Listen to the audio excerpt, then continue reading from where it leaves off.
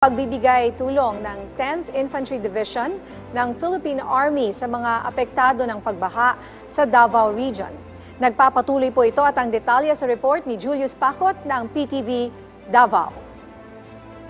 Patuloy ngayon ang pagtulong ng mga personahe ng 10th Infantry Division sa Philippine Army sa mga isinasagawang operasyon kaugnay sa mga search and rescue operation na isinasagawa para sa mga biktima ng baha sa Davao Region, kung saan kadalasan ito ay nasa kanilang area of responsibility ng 10th ID para sa kanilang humanitarian at rescue assistance operations. Ayon kay Major Mark Anthony Tito, ang spokesperson ng 10th ID, patuloy na nakadeploy ang kanilang personahe upang tumulong sa mga biktima ng baha sa rehiyon. Ang humanitarian assistance and disaster response operations tungod sa kaning epekto sa low pressure area, and sa ato pong security operations, ang kanila lang po nga nahibilin nga guerrilla front sa tuwag area of responsibility. So diha gyud ta nakatutok karon mo gid na karon ang ginahatagan og dakong pagtagad sa 10th Infantry Division. Maliban dito ay tumutulong din ang mga heavy equipment ng 10th ID, lalo na sa pagsasagawa ng mga clearing operation, lalo na sa mga lugar